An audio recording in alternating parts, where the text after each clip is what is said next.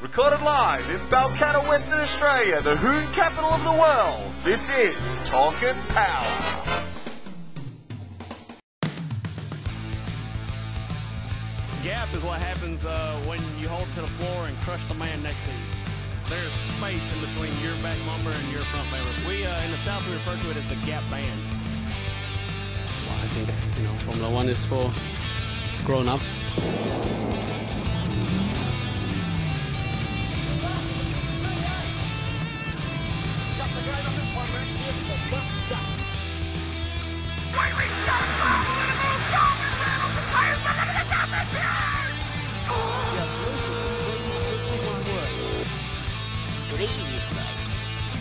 So, what about the sideways? You've got a race in your own lane. Now he's on the grass, he brings it back. That's a great driving there.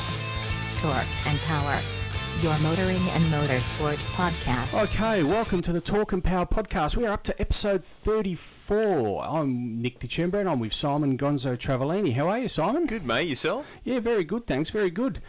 Back to back, we've got another guest on the show. I'm here with Po Tung, the drag racing promoter for Grudge Kings, coming up in 3 weeks' time. How are you, Po? Thanks for joining us. I'm good, Nick and Simon. How are you guys going? Very well, thanks. Very well. Thanks for taking the time. I know you've got a busy 3 or 2.5 weeks actually ahead of you, so we won't keep you too long. But we thought we'd touch base and give if you can give us a rundown on Grudge Kings and what it's all about. Yeah, great. So the event itself, because we're a bit starved with this sort of thing in WA. The event itself, as you've stated, is drag racing, car show, DJ, trade alley, food trucks, all stuff that, well, I guess all of us love. How did this all come about? How did you manage to get this all together? Well, it's been a long time coming. I've been wanting to do an event for quite a while now, and 2016, I sort of just jumped in the deep end and started Grudge Kings, and it kicked off straight off the bat, and everybody sort of enjoyed it, and we just continued to sort of evolve and sort of shape it to how we want it to be, basically. So yeah, it's going well. Oh, it's good. I mean, you're not just a promoter, but are you? I mean, you've got quite a history of drag racing yourself. At one stage, you might still have actually, the world's fastest full-bodied Supra. Can you talk us through the gas racing Supra of yours? Yeah. Well, I've been drag racing probably for about 20 years. Originally had a 20B RX2, and then moved on to a Series 6 full tube triple rotor with 3 turbos hanging off it. And then when Joe Signorelli from Gas Racing went into 2Js, I sort of watched him for a little bit and then followed him into 2Js and built the Supra. Originally we just, basically got Groove Rider chassis to build the car and put a 2J engine. We didn't think it was going to go that fast.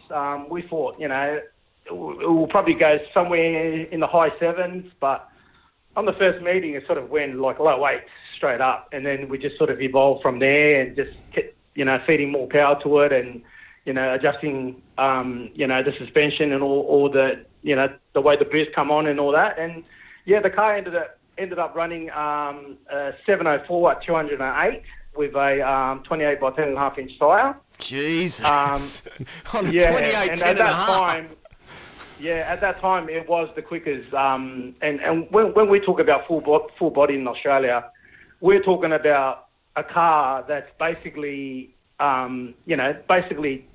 just got a ladder bar and 9-inch hooked onto a standard Super chassis. Yeah. We're not talking about like a Puerto Rican or American full body where the cars weigh nothing, like it's all titanium and stuff, like my car still weighs, it's not as heavy as a normal Supra because we have put carbon doors and a carbon hatch, we stripped out all the interior to try and lighten, and it still weighs about 2,800 pounds, so it's no lightweight. Yeah. It sounds like the full-bodied argument's a bit like the standard bottom end LS argument that we hear all the time. Yeah, definitely. It's sort of open to interpretation, I guess. I got to tell you, I hadn't seen all the classes. I heard about the event through Dom Rigoli, and I was too late to. Nick and I talked about putting an entry in, but by that time it was sold out. It was incredible. Like, you guys broke the internet last time, and I think you well and truly damaged it this time. And the event hasn't run yet. So I was amazed by the number of classes, and I've got to take my hat off to you, Po. Honestly, you've reinvented what we used to call the tin tops back in the day, because it was all about getting cars and getting rid of all the dragsters and stuff like that. The rules that you've come up with, I am a big fan of. And do you think that this is, the future of drag racing? Do you think that this is where we're headed? Look, when you've got too many set rules, it creates a lot of arguments. You know what I'm saying? This is basically, basically, if you've got a steel roof and steel quarter, you can bring your car. It doesn't matter what sort of tyre you're running. It doesn't matter what sort of engine you're running. It's basically the rules are quite lax. And at the end of the day, the time board does all the talking. Yeah. So that's what we're about, kind of thing. And that's my passion. My passion, basically, cars that still look like cars. You know what I mean? We agree. Not too stretched out. None of these pro stock chassis and stuff like that. Although I love those cars, but this is where it's at. Sort of, they're still street-based looking cars, even though they've had plenty of chassis work done to them. But when you look at the car, you still can tell what type of car they are.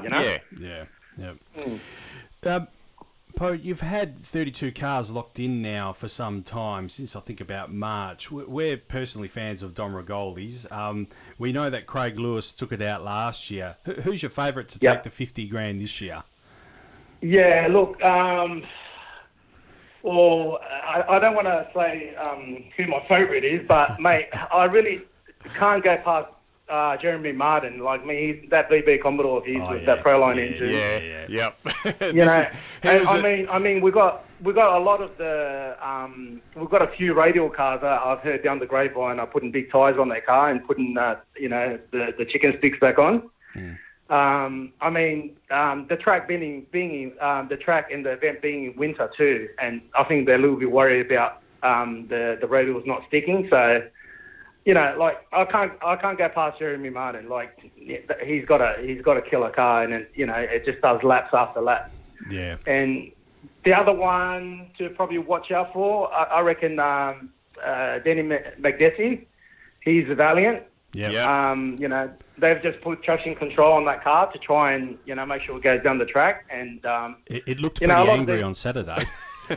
Yeah, definitely is. And a lot of these guys, there's so many testing days coming up. There's everybody's throwing that out there and trying to get their tune up, sorted for the event. So yeah, it's really hard to say. Like with the 1/8 mile racing, it's a driver's game, and also because we're drawing chips for lane choice and for pairing. Yep.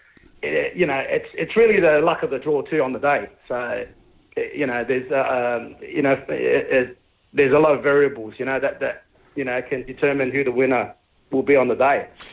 Now, Po, what caught our attention with the 50k shootout is the instant green. There's been some controversy at the last US meeting regarding this because Birdman got hosed on the start line and he wasn't happy about it. Yep. Did you run this format last year? No. This is the first time we've run. We're going to run this instant green format. I think I've been watching some of the US racing. I think it all depends on the starter too. So I think they've got it triggered. They've got the tree being triggered by the starter.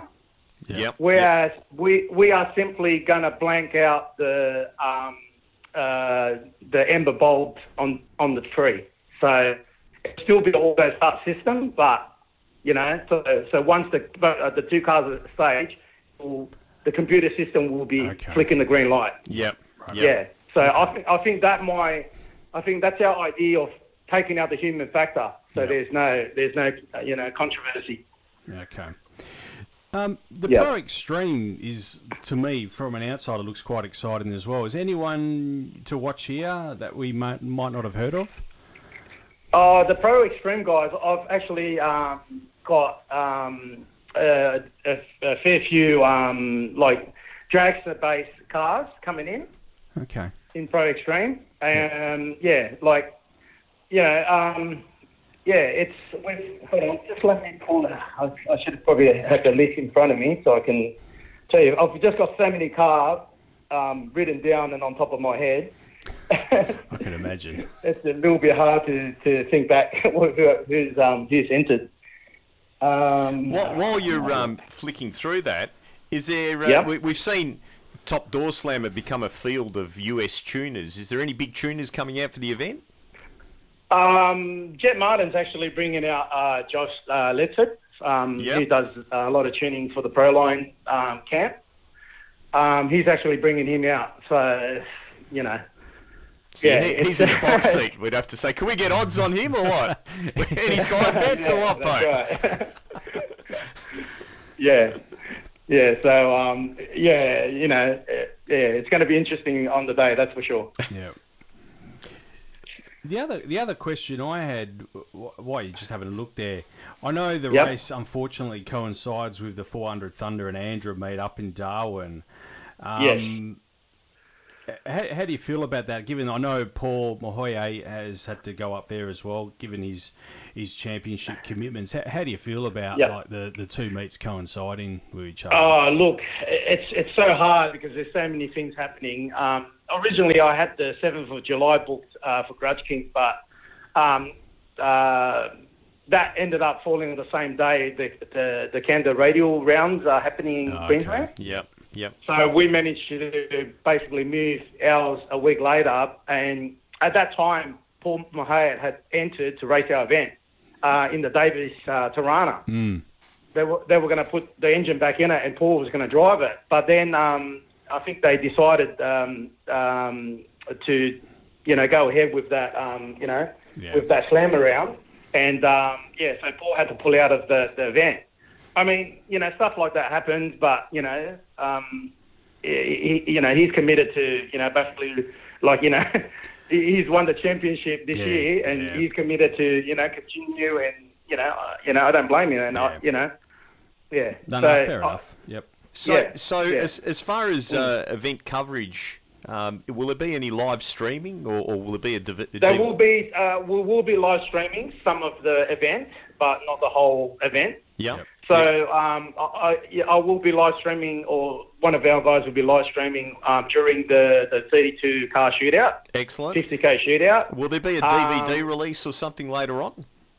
Well, I have to probably speak to Andrew from Native because he'll be filming on the day. But we'll probably if we could, we'll probably put something together.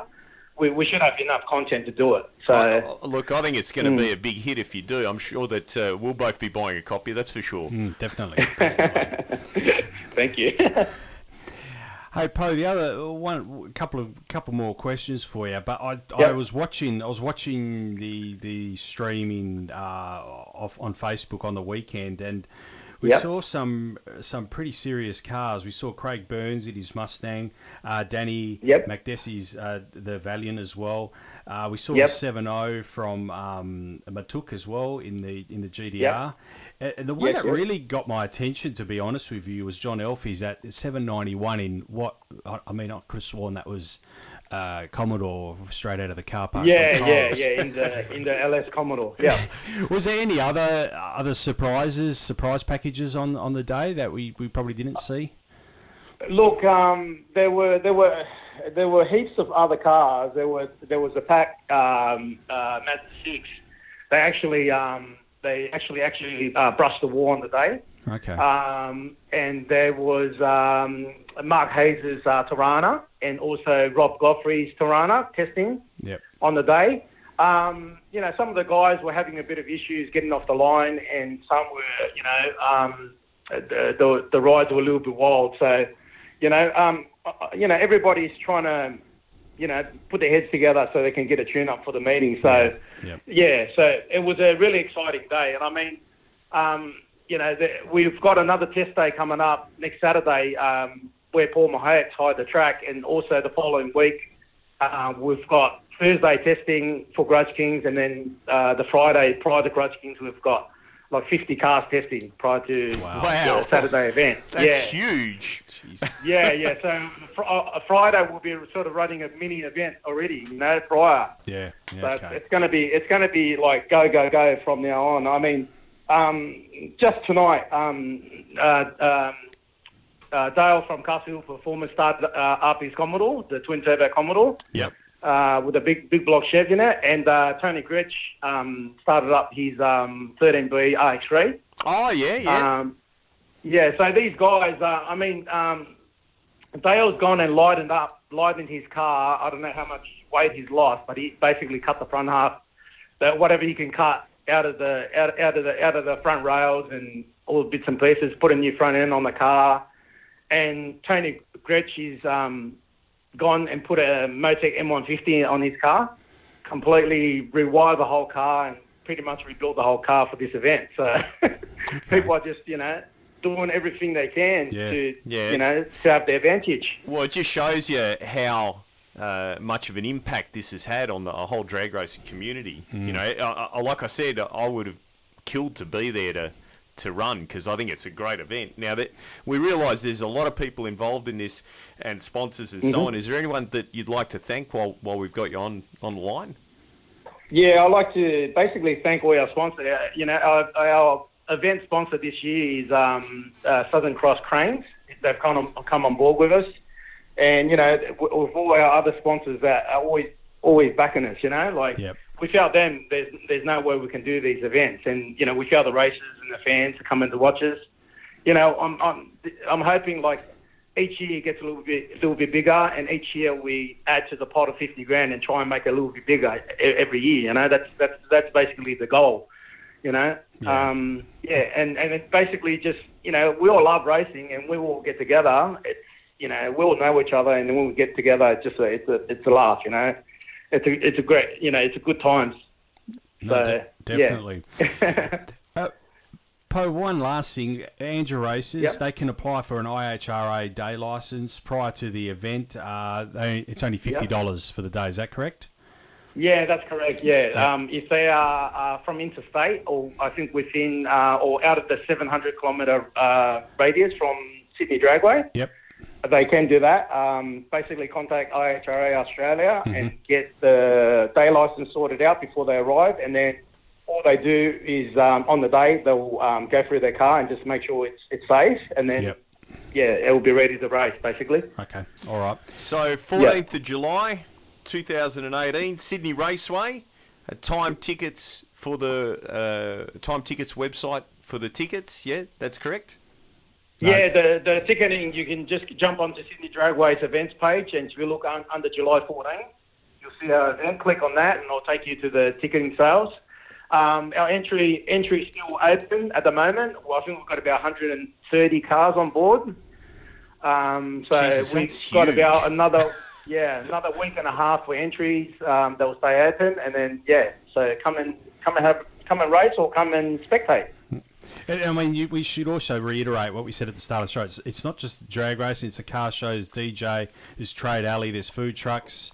Definitely. And I think there's also, how would I say? Can't forget the Babe Comp that we're putting on. That's what I was trying to trying to find a politically correct way of saying it. There you go, and that too. And there is basically a class for everyone. It is an incredible.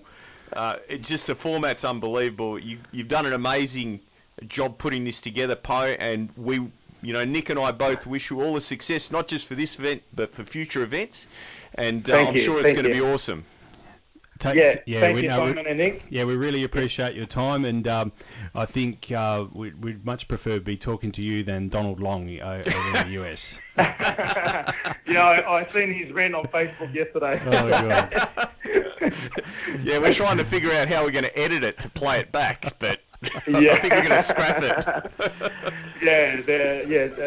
He doesn't like those guys that eat Cheetos, that's for sure. No. Yeah, he doesn't like the Cheeto eating, Walmart going people. That's it.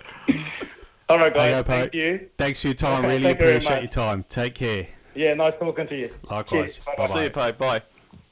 All right, that was Po Tung. So we really appreciate his time. That was great having him on. It was excellent, and hopefully we'll all get to catch the action there on the 14th of July 2018 with the live streaming. I'm really looking forward to it. Yep. If you're living in the Sydney area or New South Wales, you can get on over to Sydney Raceway on the 14th of July. It promises to be a huge event. Massive. Yeah, I'm sure there'll be some side bets and. Oh, most definitely. In fact, I wonder if we should go over there as bookies. Might be able to make some money on the weekend. I'll tell you what, I'd love to be there racing. Like, it just feels as though Po is injecting life back into drag racing, and you know, this is really tin top racing, like the old days. You know, like the Wild Bunch and so on. It's just awesome, and you know. I forgot to mention there was a class for bikes as well. I didn't mention it, but there is a class for bikes as well. And I do believe Altereds and Dragsters. There is a class for everyone. He's done an incredible job putting this together, and you know, I hope it just grows. I hope the event gets bigger and bigger. And you know, how awesome would it be to see this touring around Australia? Well, yeah, I mean, it would be great. And speaking of tour in Australia, maybe there is a potential for it to come here. We had some good news today, or good or indifferent news. The state government have backed the Perth Motorplex for another 12 months until they find a suitable buyer. So that's good. There was a bit of, not uncertainty there, but I think it's good to know that they're still standing behind the track. Have you thrown your hat in the ring there, Nick? No, I could never do it. No. You alluded. Sorry about that. You alluded this to me. I missed RPM this week, but we heard Alan Johnson. Alan Johnson. Is he related to Dick Johnson? Sorry. Alan Jones did not hold back. No, he didn't. He didn't. And I mean, let's just play his comments here, and we'll chat about what he said.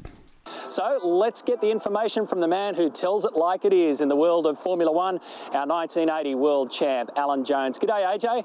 Good on you, Matty. How are you going? How do you think the new owners, Liberty Media, are doing? Well, I think social media-wise and all that sort of stuff, they're going very, very well. Typical American approach. I think in terms of having a full understanding of the European way of doing Formula One or Formula One racing, even though Ross Brawn is on board, I think they're missing the boat a little bit, quite frankly, Matty. I mean, at the end of the day, you know, they've just brought out a thing saying any new circuits that are designed from here on in must be made a little bit easier to overtake. Hello? You know, they're talking about 20-inch wheels instead of 14-inch wheels, but the OD, the outer diameter, will still be the same. Aesthetically, they'll be better. So I think they're probably concentrating on the aesthetics a little bit more than what they should be on the actual racing. I mean, getting rid of the grid girls, hello. I mean, how stupid's that? It's a wonder some cardigan-wearing, bearded, pipe-smoking, 2CV Citroen armchair expert hasn't come along and said, well, hang on, they're exploiting children on the grid now because they've got them there instead of grid girls. You know, every other type of motorsport has still maintained their grid girls, and they look terrific. They add colour, you know, and the girls enjoy it. That's the main thing. So I think in that respect, they're missing the boat a little bit. Now, he certainly tells it how it is, but he's got that wrong, hasn't he, Nick? Haven't the V8 supercars dropped the grid girls? Yeah, they have as well, yeah. Yep. Right. Yep. So, are we being run by Liberty Media as well, or...? No, I think there's a worldwide push to make models unemployed. Is that what it is? I guess you could say that, but I thought Formula One always did it tastefully. I never ever once thought that it was sexist, and I always thought Formula One of all the motorsports did it the most tastefully. You didn't think drag racing did it tastefully? No, they did it. They did it tastefully as well. Not as tastefully as Formula One. Tastily. Is that? But look, it was good to hear AJ's comments. We we think a lot of he's a former world champion, Australian world Formula One champion. So look, we take on board what he says, and I think, you know, a lot of people in the Formula One world need to prick their ears up and start listening to what some of the greats of the sport have said. I think that you know, Liberty Media is looking at it differently, and I can understand why, because the population of America exceeds 250 million. Yeah. So if you can get them more involved, you're going to gain more out of that than you are out of, you know, their existing market. Yeah. But, you know, the sad thing is that there's such a long tradition with Formula One, and the more we change it, the more we're going to water it down. Yeah.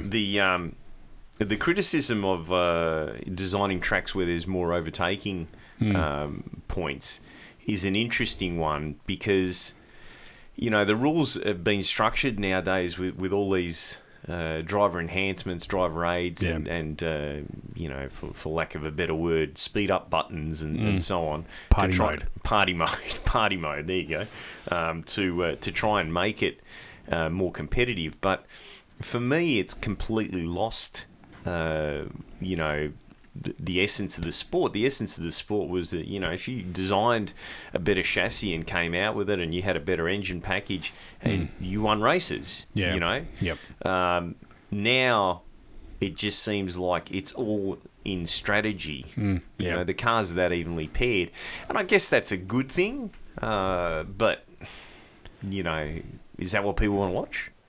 I don't know, but my only commentary to all of this is this. It's quite simple. The last 3 races we've seen, first lap crashes, and I think the first lap is so pivotal in a race now to gain positions that we're seeing people make mistakes like Vettel and Bottas. But you know where that's going to lead? No. At rolling starts, like NASCAR. That's I'm where surprised we're headed. they haven't implemented it yet. Well, the virtual safety car is pretty much... Yeah, no, that's right. That's what it is. Yeah. So it was another. I really hate the word boring. I don't like using it, and I'm not saying that Formula One's boring, but we've had probably 4 pretty ordinary races to date, and I think the one we had on the weekend again just really failed to hit the heights of any sort of excitement. We saw Lewis get away quite easily. And you know, there's not a lot of pressure being put on whoever's leading these races. There's not a hell of a lot of pressure being put on in second or third place. Really, when someone gets out in front, it really comes down to strategy from that point. Yeah. If another team can call a bluff, force them to pit, safety car strategy, that's where the races are won and lost these days. That's right. Yeah. Which is not really what I would like to see. Yeah, no, I agree. I think there's a little bit of scope for strategy, but not the be all and end all of a race now, which is what's happening right now. As we said, Lewis would go on to win that race. Max Verstappen in second, Kimi Räikkönen third, Daniel Ricciardo fourth, Sebastian Vettel fifth. He got a 5-second penalty. Ricciardo was actually in third, but suffered some front wing delamination, from what I can understand. That's correct. Yeah. Did he collected some debris, or I believe so. Yeah, he did, and it certainly didn't help his cause. Kimi, that was probably the highlight of the race, if you want me to be honest. Kimi really put the pressure on with, I think it was about 6 laps to go. Really gave Daniel a good old a hard time, and finally got around Daniel. I mean, Daniel really made Kimi work for it. Yeah, well, Let's put it that way. Front grip is pretty important. So, and hats off to the Liberty Media people for that. They actually captured that moment quite well. They had onboard cameras, and we didn't see the pass from the side of the track. We saw it on both cars. Kimi make that move, and it was actually really great TV. Actually, great TV. So the championship's still up for grabs? Definitely, yeah. Yep.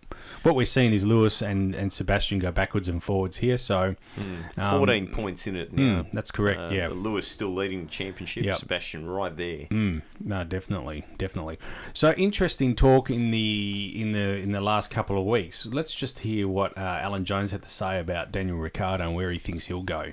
All right, Dan Ricciardo, we've been talking about this for a while. So where do you reckon he's going to end up?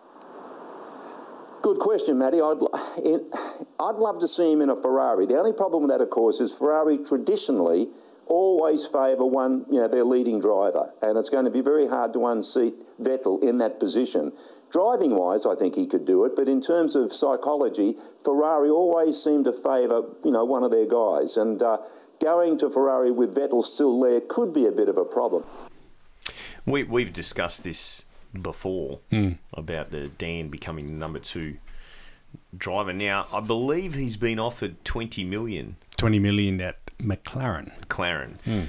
But I read that there's been some accusations that there was some tampering, and that's why the Hondas didn't have a successful run in the McLarens. And now that they've switched to Renault,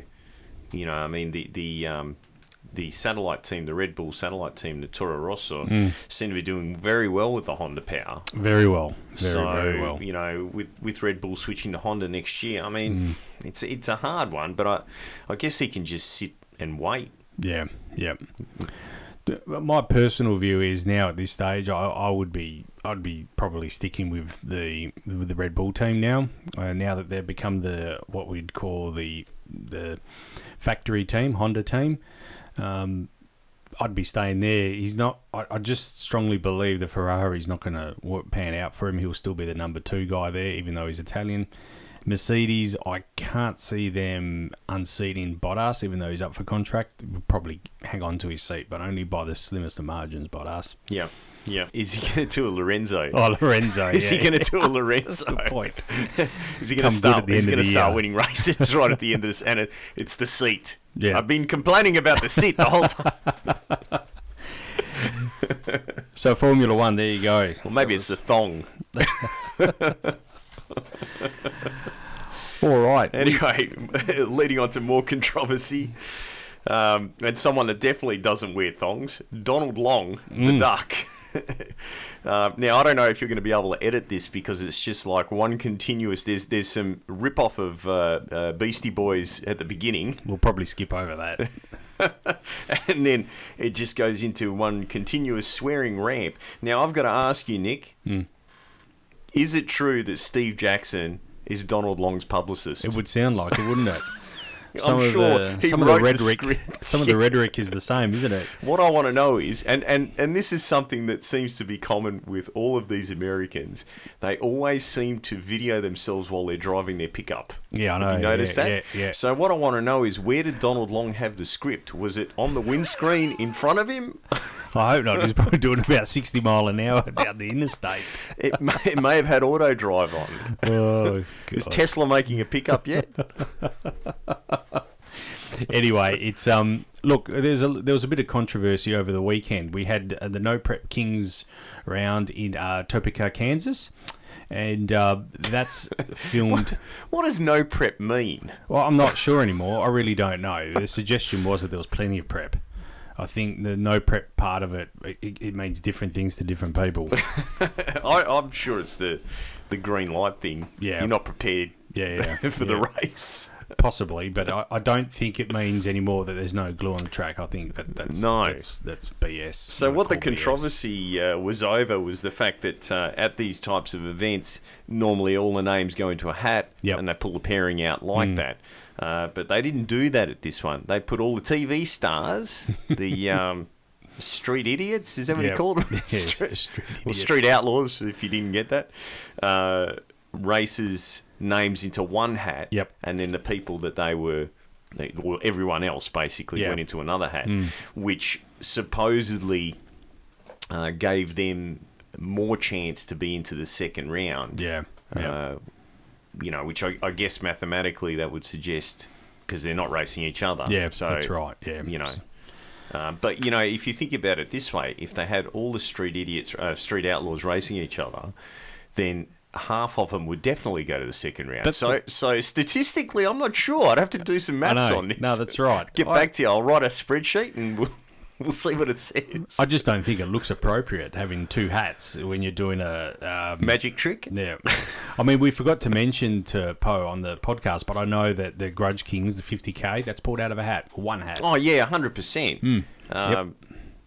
You know, it's just such an awesome event. Maybe Thunder should get Poe to help them with their events. Maybe. Yep. Anyway, moving on. And I'll tell you what, I'll say this.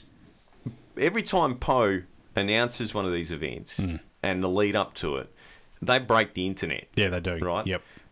Thunder crowns, you know, the first female Top Fuel champion the same year as the NHRA crowns a female Top Fuel champion, and you don't hear anything about it. All right. Just to mention to a couple of people out there, Ben Stevens, I don't know if you remember Benny Stevens, used to race top bike. Yes. He also raced sand drags. He did. I believe possibly even with the same bike. Yeah. Yep. And he's also the world's quickest and fastest amputee. I believe so, yes. Yeah. Yep. Well, he, in conjunction with Luke Newhoff, Luke's come on the podcast before, they're releasing a book called Fueled, and they're starting up a Kickstarter Fund Me page as well. So if you can get behind that, go to the Ben Stevens Fueled Kickstarter page on Facebook. You'll be able to find it. If not, you go to Drag News on Facebook, and you'll be able to find it from there. And get behind those guys. They're putting together a book, so just a plug for those guys. Yeah, that's I'll definitely be getting a copy of it when it comes out. Yeah. Speaking of fuel bikes, did you know that Spider-Man McBride's 560, I think it was a 561 run, was voted the best run of last year? Wow. No, I did not know that. No. That's crazy. Yeah. 560 on a bike. That's out there. Where did you vote for this? Was this a... Oh, I think it was the journalists that cover drag racing in the US. Yep. You know, I mean, the record was held by the Swedes. There was a little bit of controversy about the legality because the engines have to be based on motorcycle engines, maximum size, etc., etc. Yep. But Spider-Man just smashed it that day at the track. Incredible. Whatever, I believe he and his brother work on that bike back at the shop, as they say. Yep. Whatever they found something pretty awesome, because that's to shave a couple of tenths off is just crazy, you know. Yeah, okay. They shaved like a tenth off the world record when you're at that level. And the thing is now, you know, we always traditionally Top Door Slammer has run with Top Bike, and you know, you've watched Door Slammer performances get further and further and further.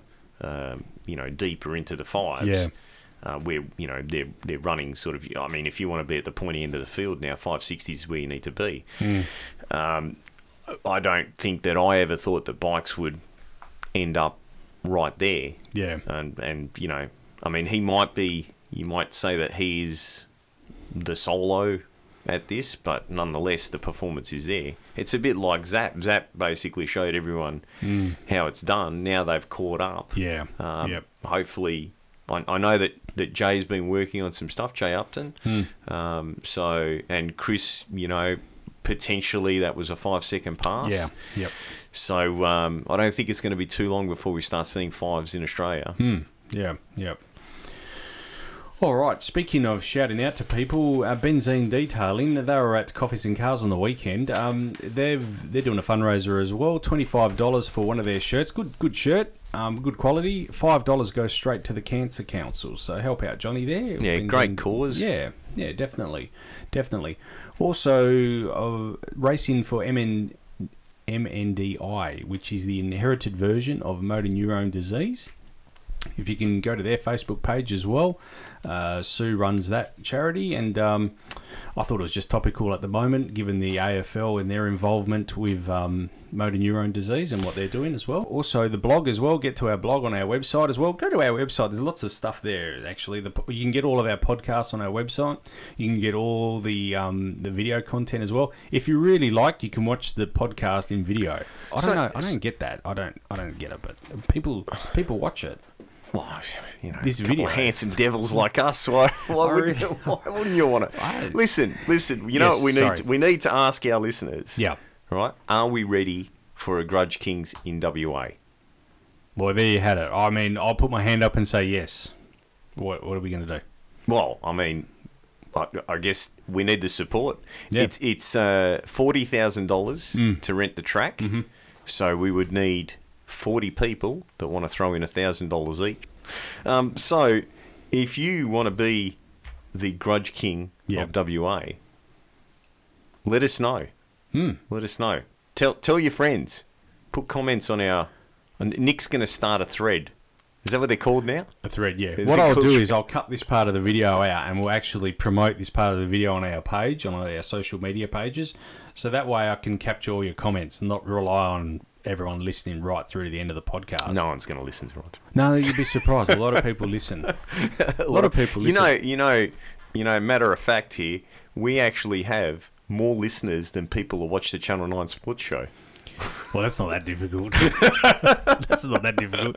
But in saying that, I'd like to thank everyone for listening and getting behind us, because our ratings have skyrocketed over the last couple of weeks. So, It's Kelly. Yeah, the Kelly influence. Kelly, definitely. better bets. I like that. We can't claim that as our own. No, we can't. No, thanks, Mick. Thanks for that one. Better. What is it? Better bets. That's it. No, good, better. Oh, good, better Yeah, bets. that's it. I stuffed it Yeah, up. jeez. Hey, not good enough. No Channel 9 for me. All right, sponsors, All Fast Torque Converters, that's you. Shift Kits Australia, WA Suspensions, Benzene Detailing, Monster Torque, Performance Turbos, Taps Race Pipes, CRD Nitrous. That's it? That's it? Yep. That's We're all. done. That's all from... Yep. We had to do two back-to-back podcasts. I'm not available next week to do a podcast, so Does that mean we have a 2-week break? we do? We'll just have a week off, and then Oh, God. So we're gonna be out of sync with the MotoGP again. Look, all right. I'll work something out anyway. All right, Simon. Thanks for coming in. Really appreciate it. It was a good night. Thanks for that. Take care. Thanks, Nick. See you on the street. See yous.